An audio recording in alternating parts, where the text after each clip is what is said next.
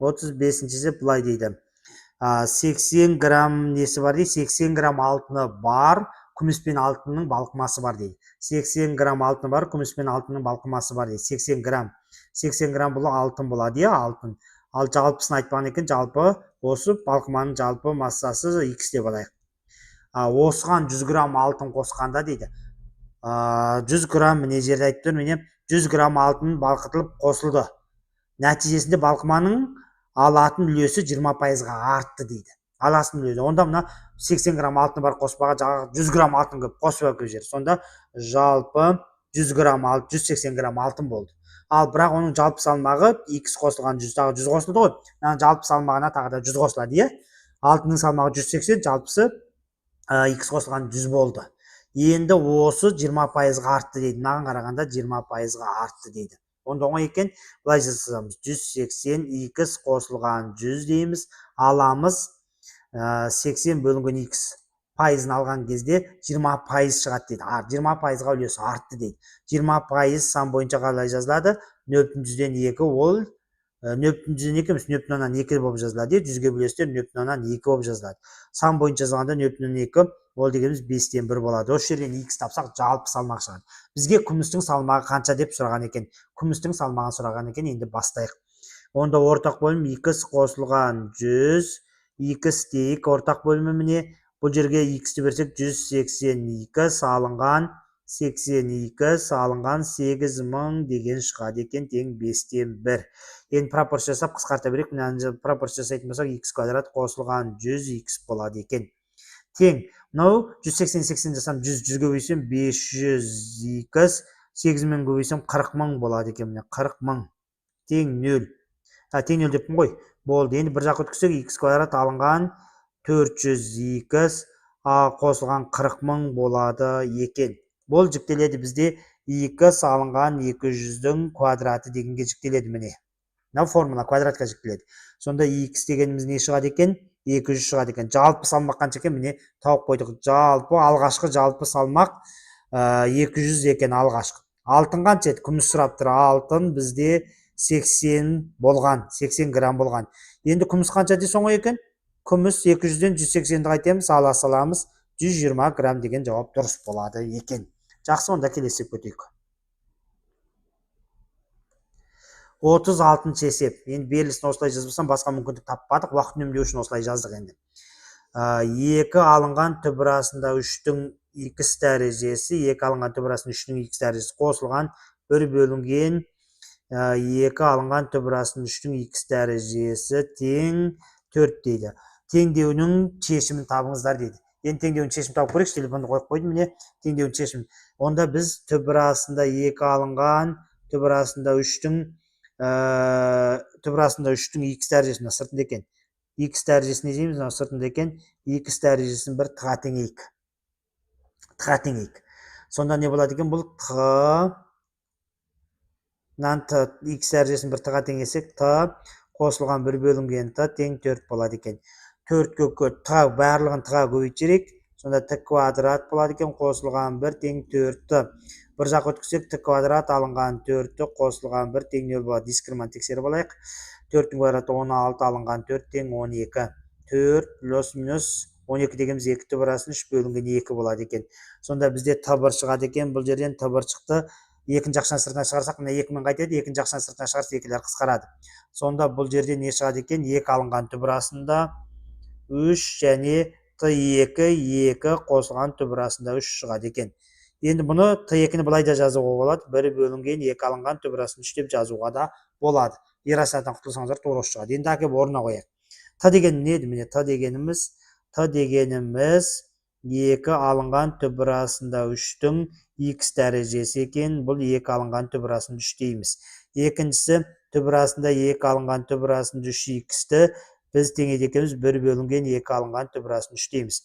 Мынау бізде 2 алынған түбірасында 3-тің 2-ден 1 дәрежесі сыртындағы түбір 2-ден 1 деген сөз. Сонда X бөлінген 2 дәрежесі, бұл 2 алынған түбірасында 3-тің бізде 1 дәрежесі екен. Сонда X бөлінген 2 тең 1, X тең 2 деген жауап шығады екен. Келесі, бұл жерде 2 алынған түбірасында 3-тің қандай дәрежесі? X бөлінген 2 дәрежесі. Мынау 2 алынған түбірасында 3-тің неше? -1 дәрежесі дейміз. Үстіне шығарғанда -1. Сонда x бөлінген 2 тең минус 1, x тең минус 2 екен. Жауап плюс минус 2 деген жауапты алдаймыз. Түсінікті ма? Онда келесі өтейік. 37-ші есебімізде былай дейді. Бірінші станок өнімділігін 80%-ға, екінші 70%-ға артса, бірігіп арттырса, екі станок бірігіп бірге қосылып 30 күнде 1200 деталь өңдейді дейді. Өнімділік 80%-ға артты дейді. Мына жерде 70%-ға артса дейді. Екеуі өнімділік артатын болса, 1200 детальды 30 күнде өңдейді дейді. Бір 30-ға бөлесек, сонда бір күнде 40 деталь өңдейді деген сөз ғой. Онда бұл жерді бір теңде құрып алайық. 1,8x қосылған 1,7 y тең 40 деген шығады екен. Екіншісі бізде не дейді 37-ші есебімізде? Екіншісі, егер бірінші станок 100%-ға өнімділігін арттырды, екіншісі 200%-ға өнімділігін арттыратын болса, 1200 детальды дейді, 20 күнде 1200 деталь өңдейді дейді. 20-ға бөлетін болса, онда 60-тан екен. Жазайық, мұнда 2x дейміз, 100%-ға артқандықтан 2x, мына жерде 200%-ға артқандықтан 3y тең 60 екен. Енді осы екеуінен жүйе құрмаймыз ба? 2x қосылған 3y тең 60, 1,8x қосылған 1,7y тең 40 екен. Екеуінен жүйе құрайық. Жүйе құру үшін бір амалын қарастырайық. Екеуінің ортақ бөлімін табайық. Екеуінің ортақ бөлімін табайық. Мына 5-ке көбейтсек 59 болып қалады екен. 18 ортақ бөлім 18 болсын. 18 болсын 9-ға көбейтейік. 18 болсын 10-ға көбейтейік. 9-ға көбейтейікші. 2 9 18 x 9-ға өсім 3 9 27 y 6 9 54 540 болады екен. Ал екіншісін 10-ға көбейсек 18 x 10-ға көбейсек 17 y екен. 10-ға көбейсек 400 екен. Алайық. Алсақ, міне екеуі жоқ болады. Алсақ 10 y тең алсақ 140 екен. Y тең 14 шығады екен. Көрдіңіздер ме? Y орнына 14-ті қойық. 14-ті қойсақ 30 42-ні аламыз. 14-ні мынаның орнына қоямыз. Көрейік қане. 14-ті қойсақ 30, 4-ні 42-ні аламыз. 18 2 9, x тең 9 екен. Міне өнімділіктері шықты. X тең жауабы бір күнде 9 және 14 деталь өңдейді деген сөз ғой. 9 және 14 деталь деген жауап дұрыс екен. Келесі өтейік. Келесі 38-ші есебіміз. 38-ші есебіміз. Логарифм екен, берілген жазбайыншы. 2 логарифм 4 дәрежелі 2 алынған 3 логарифм 27 негіздегі a квадрат қосылған 1-дің көбі дейді, алынған 2a екен. Бөлінген 7 4 логарифм 49 болсын, белгісін жазуға да көбік кетіп қалады екен. Алынған 5-тің 2-ден 1 логарифм түбір астында 5 алынған 1. Қышамдаңыз дейді. Ендеше бастай берекші. Қышамдаңыз дейді. Бұлай, мынау 2-нің қанша дәрежесі? Бұл 2-нің 4-тен 1 дәрежесі алдына болып түседі. 2-нің мына 4-тен 1 дәрежесі алдына түседі. 2-нің 4-тен 1 дәрежесі алдына 4 болып түседі. 2-нің 4 логарифм 2 негіздегі a болады екен. Мына жерде 3 деген бар. Мына жерде 27, 3-тің 3 дәрежесі алдына 3-тен 1 болып түседі. 3-тен 1 логарифм 3 негіздегі a квадрат қосылған 1-дің көбі болады екен. Алынған 2 деп жазып қояйық. Келесін реттей берейік.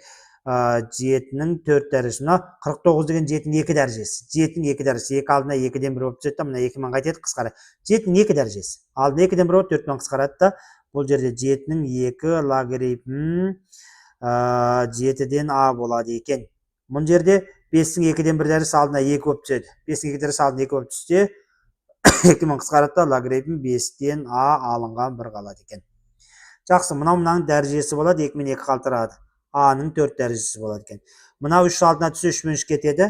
3-мен 3 қалтырылады. Бұл жерде минус a квадрат минус 1 қалады екен. Мынау қалады, алдына минуспен таңбасы өзгереді. Мына жерде не қалады екен? Минус 2a қалды. Так, мына жерде мынаның квадраты болып барады. Бөлінген a квадрат қалады екен. Мына 5 пен 5 қалтырса a алынған 1 қалады екен. Болды. Енді реттеу жұмысын жүргізейікші. a-ның 4 дәрежесі, мынадардан минус таңба жүктейін. Үшеуінен минус таңба жүктесем, үлкен жақша алып қойын.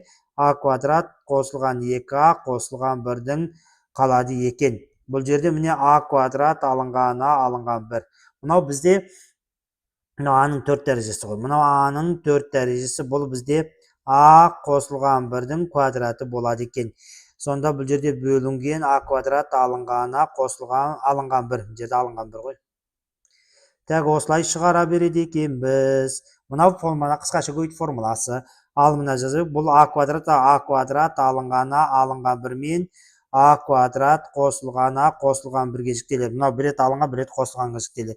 Бөлімінде а квадрат алынғана қосылған 1 болады екен. Енді қарайық. Бұл жерде 2 қайтеді.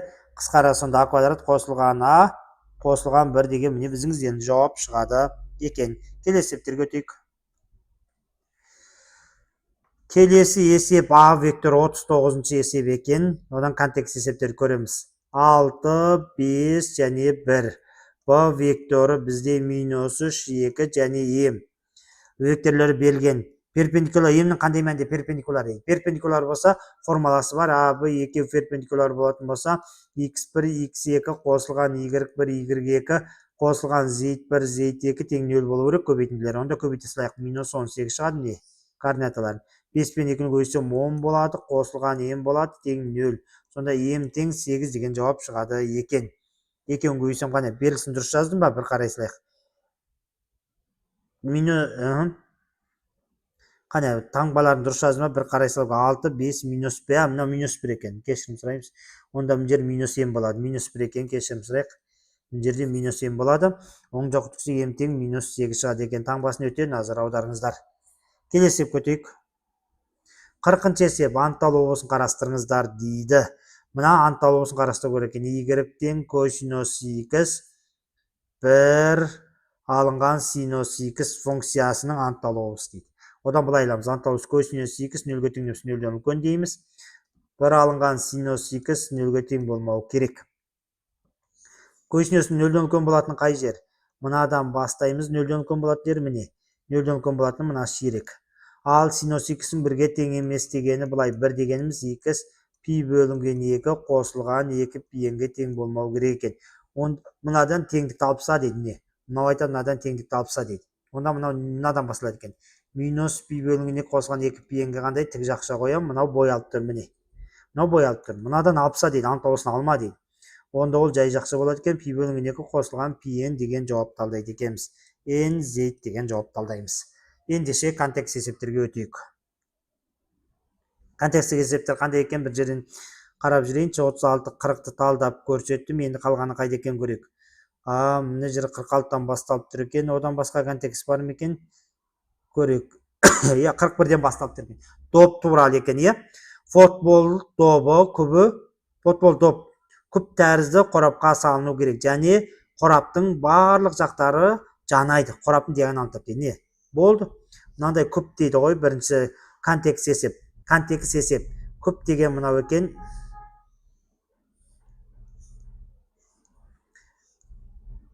Контекст есеп екен міне. Контекст есеп екен. Мынау күп, мынаның ішіне былай шар салынған екен. Енді контекст есеп талқылай берейікші.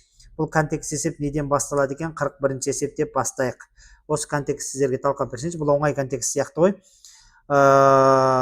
Қораптың диагонал 20 түбірасын 3 дейді. Қораптың диагоналы беріпті. Барлық жағы тиіп тұр дейді. Мынаның ішіне салмадық. Сіздерге түсінді. Диагонал деген мынау. Диагоналы бізге берілген екен. Диагоналы 25 түбірасын 3 дейді. 25 түбірасында 3 екен міне. Көрдіңіз ғой, диагонал 25 түбірасын 3 екен.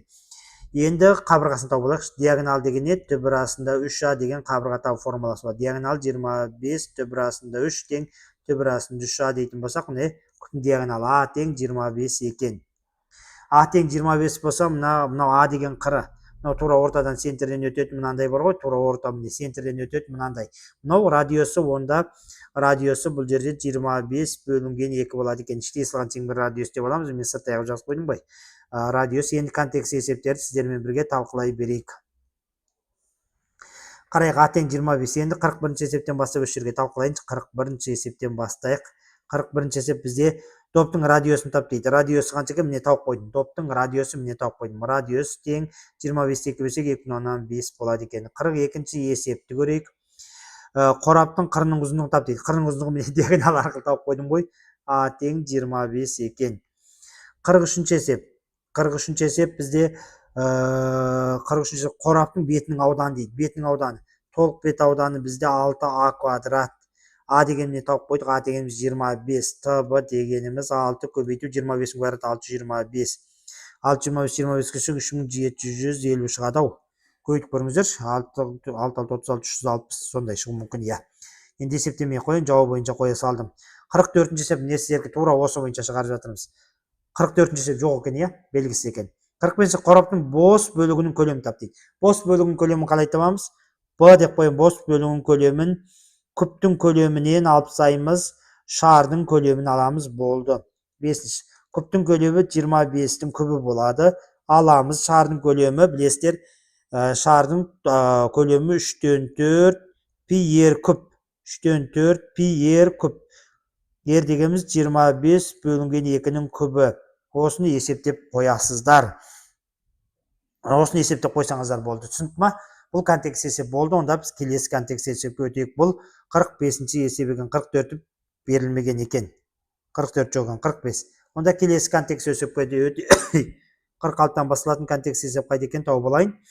Міне телефоннан сіздердің жібергендеріңіз бойынша талқылап жатырмын, құрметті әріптестер. Ендеше бастайық. Мына жерде деталь екен. Сызбасын жерге қоя алмадым. Сол детальды сіздерге талқылап көрсетейін. Металдың 1 сантиметр мынандай сызба бар екен. Мынандай сызба екен, өздеріңіз көрдіңіздер ғой, міне мынандай сызба. Сызбаға қарап тауып бер десеңіздер тауып берейік. Сызбада детальдың жоғарғы және төменгі бөліктері өзара тең, параллелепипед. Ортаңғы бөлігі цилиндр тәрізді болып табылады. Цилиндр тәрізді болып табылады дейді. Цилиндр табанының квадраты, цилиндрдің дейді табаны квадратқа іштей сызылған шеңбер болып табылады дейді. Жақсы, онда кішкене талқы жүргізіп алайық. Мына жерден кішкене талқы жүргізіп алайық. Қараңыздар, мынандай параллелепипед екен.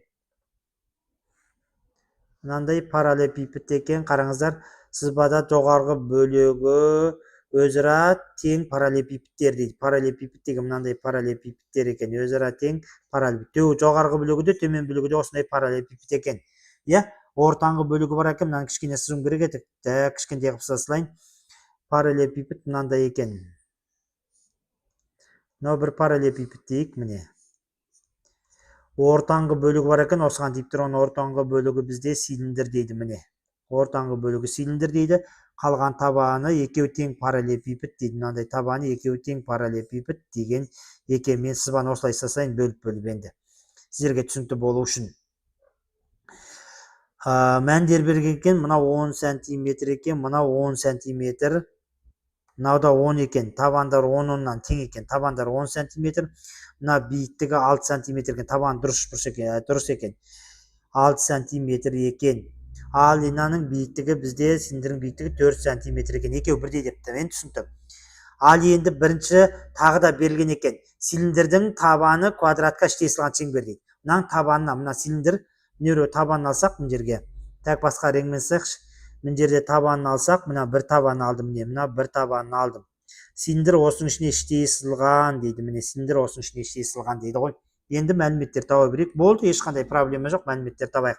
46-шы есептен бастайық. Металдың 1 сантиметр бағасы 50 теңге дейді. Металдың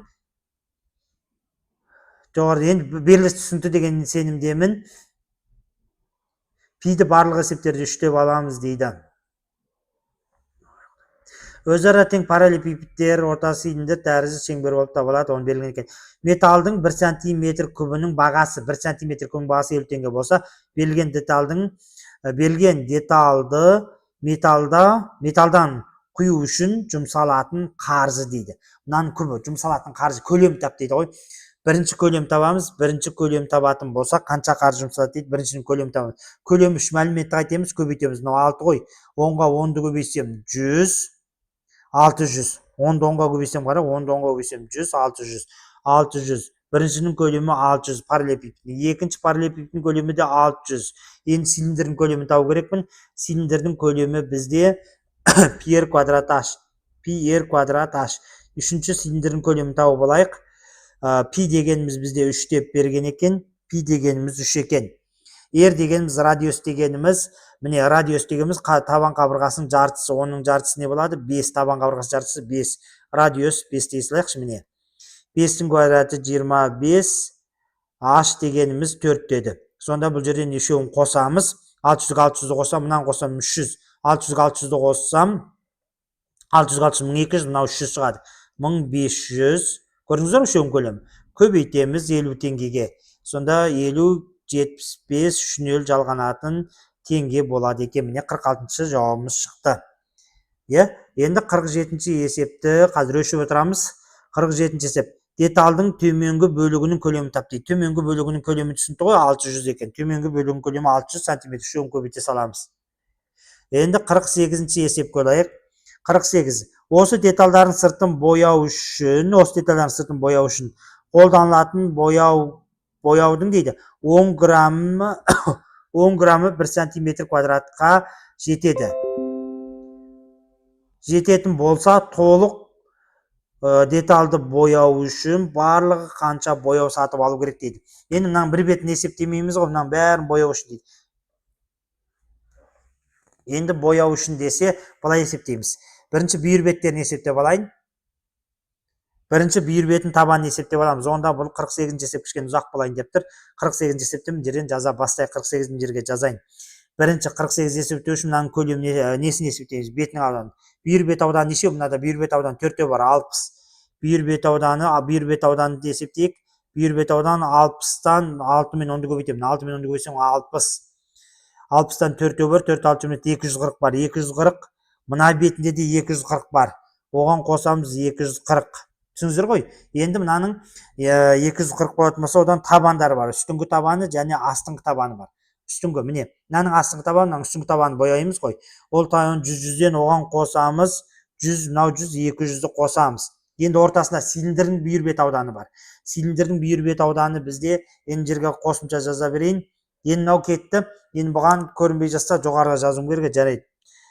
Бүйір бет аудандарын толық бет ауданын жазамыз ғой, толық бет ауданын табамыз. Ол үшін міне, бүйір бетін мынау 6, 10, 64 болды, 240. Мынада 240 бар, үстінде де қосамыз 240.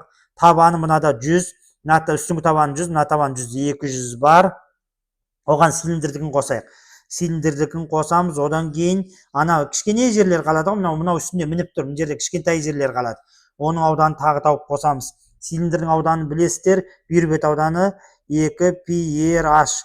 Радиусымыз бізде 5 болған, міне, радиус 5. H дегеніміз 4, 4, 5, 20, 22-ге көбейсем 60, 63 көбейсем 180. 180-ді қосады екеміз, бүйір беті 180 екен, міне. Көріңіздер ме? Мынау цилиндрдің бүйір беті, мына жерде қанша екен? H 4, радиус 20, 4, 5, 20, 13 көбейтім 60. Қане? Мынау 4, мынау 5, 20, 23 көбейтім 60, 120 екен. Бұл жерде 180, 120 екен. 120 екен. Енді қызықты айтайық, бұл жерде қосамыз, тағы мына жерден мынау бетіне бүйтіп мініп тұр. Мынау бетіне мінгенде мына жерде арасында қалып қалатын бояу бар. Оны табу үшін не істейміз? Бір бетінің ауданы 100 болды. Міне бір бетінің ауданы 100, одан мына шеңбердің ауданы апсаймыз. Шеңбердің ауданы аламыз, шеңбердің ауданы πr квадрат. πr квадратты алатын болсам, 5-ің квадраты 25. 3-ті көбейсем, 5-ің квадраты 25, 3, 25-ке 3-ті көбейсем, 75, 25 шығады екен. Мына қалған бөлігі, мынандай қалған бөліктердікі 25-тен 2, 50-ді қосады екен. Осының бәрін қосам, сонда боялатын жер шығады ғой. Осының бәрін қосасыздар, боялатын жер шығады. Енді есептей беріңіздер. 240-ға 240-ті қосатын болсаң, 480, 680, 780, 850 екен. 850. Енді 850 екен. Қазір көрейік, мына телефон жауап қапты ғой, 850. 850 екен, міне. 850 сантиметр куб екен. 1 сантиметр кубке бізге айтады. Берілгенде 1 сантиметр кубке 10 грамм кетеді дейді. Онда осыны 10-ға көбейтеміз. Сонда бізде 8500. Яғни 8 килограмм 500 грамм кетеді екен. 8 килограмм 500 грамм кетеді деген сөз. Өшірге дейін түсінікті болды ма? Онда біз осы жерді өшіріп тастадым. Көрдіңіздер ғой, осы жерге дейін түсінікті болды деген сенімдемін. Енді келесі 49-ны түсінетейік. 49 не екен? 49. Осы деталдың ортаңғы бөлігін сыртын бояу үшін қолданатын бояуды тап дейді. Сыртқысын тауып қойдық қой жаңа. Ортаңғы бөлігінің сыртқысын табу дейді. Ортаңғы бөлігі 2 пи r h деп айттым. Радиус қанша дедім мен? 5 h 4 дедім. Онда мына орнына қоямыз 2 бүйір бет ауданы үшін 3 мәні радиус 5 мынау 4. Енді көбейтетін болсам 4 5 20 60 120 болған. 120 сантиметр болды. Осы ортаңғы бөлігін бояу үшін қанша кетеді дейді. Онда 120-ны көбейтемін 10-ға, сонда 1200 грамм бояу кетеді деген сөз ғой, мынау сантиметр. 1200 ортаңғы бөлігін дейді. Енді 50-ші есеп қалды. Мынау 49 екен. Ортаңғы бөлігін бояу үшін қанша кетеді дейді. 1200 кетеді екен. Енді 50-ші есеп. Деталдың жоғарғы бөлігінің толық бет ауданы тап дейді. Жоғарғы бөлігінің толық бет ауданы дейді. Жоғарғы бөлігі параллелепипед деп айттым мынандай. Жоғарғы бөлігі параллелепипед деп айттық. Осындай. Енді бұның табандары 10, 16 екен. Жоғарғы бөлігінің толық бет ауданы. Толық бет ауданы тап десе, толық бет ауданы неге тең? ТТБ. Толық бет ауданы бүйір беттер тең ғой. 4 бүйірінің толық бет ауданы деген не? Толық бет ауданы ТТБ. Бүйір бет ауданы 4-еу де тең. 6 10 қанша? 60 14-ке көбейтемін. 60 240 болады екен. Қосамыз, бір табан 100, екінші табан 100, 200-ді қосамыз, сонда 440 деген жауап шығады екен. Түсінікті болды ма? Осы нұсқаны сіздерге мен енді толық талқылай алдым деген сенімдемін. Шығару жолын осылай қарап аласыздар, құрметті әріптестер. Келесі нұсқаны тағы да осылай талқылаймын. Сіздерге сәттілік.